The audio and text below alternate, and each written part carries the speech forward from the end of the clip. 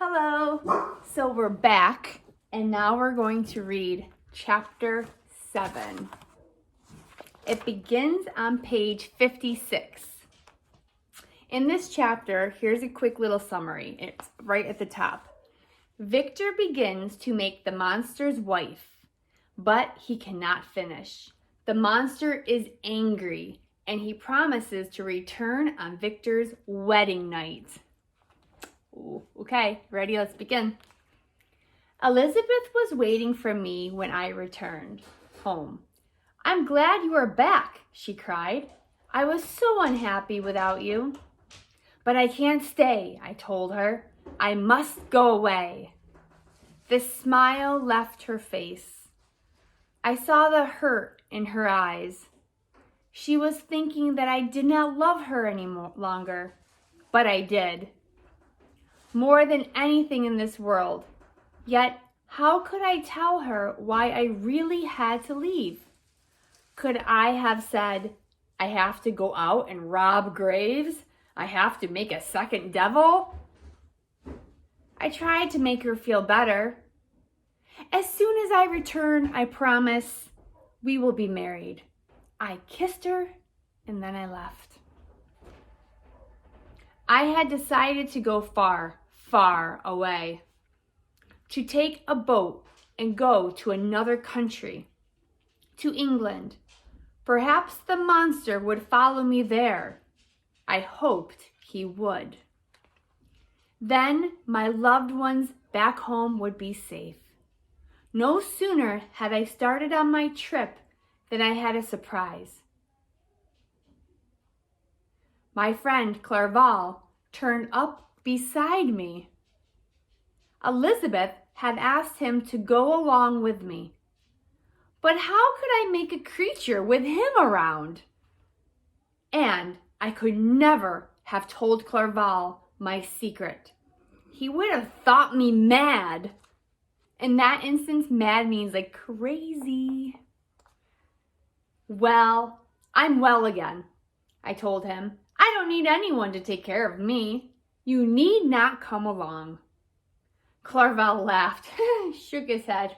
"You can't get rid of me," he said. "We are going to have some good times, whether you like it or not." How could I have a good time? I, who had made that thing of death. And yet, I felt better when my friend was near. He was the happiest man I ever knew. He could make even the stones smile. Once we were at sea, I forgot about my monster. I tried to forget about everything. Okay, ready for the next page? I looked at the ocean sky. I watched the seagulls fly high into the clouds.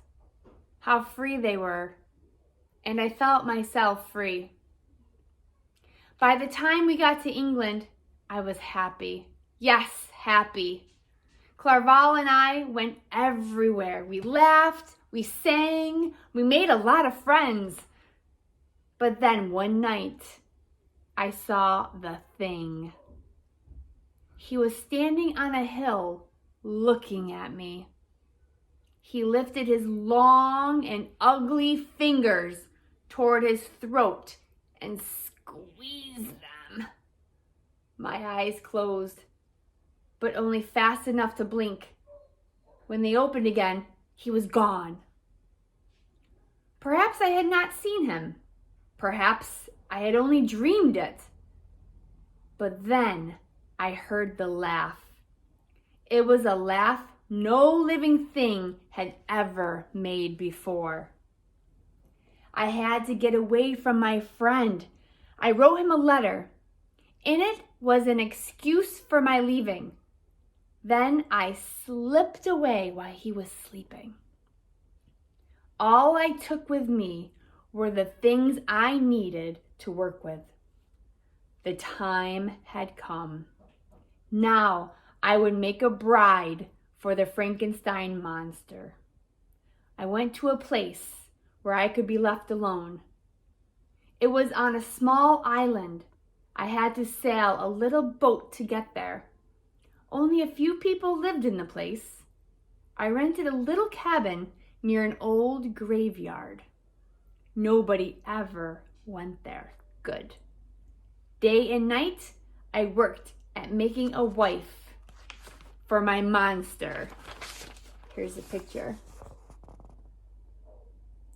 The scientist working away. Now, if you remember, the monster was originally made from dead bodies that Victor Frankenstein dug up from the graveyard. A graveyard is a cemetery where dead people are buried. Okay, top of page 60. I wanted to get it over with. It made me sick to look at what I was doing. But still, I went on with my bones and eyeballs and bits of hair. It was all going very fast. And then, one night, there it was. Another horrible thing on the table. I tried not to think about it. Only a little more to do, and it would be alive. Soon, he would come for her, and they would go away together. No one would ever hear from them again. Everyone would be safe. But then I thought, what if he was lying to me? And what if they have children? More monsters, more killers. Together, they could destroy the world. Just then, I heard a scratching sound. It was the monster at my window. I see you. He was looking at his bride-to-be. He was waiting. I couldn't stand it any longer. Not one more minute. I ran to the table and tore the thing to pieces. Then I threw the pieces of his wife out the window. The monster opened his mouth and howled. It was a sound that seemed to come out of the bottom of earth. I thought he would break the wall and kill me at once, but no, he dashed down to the sea. He climbed into a boat and soon was gone.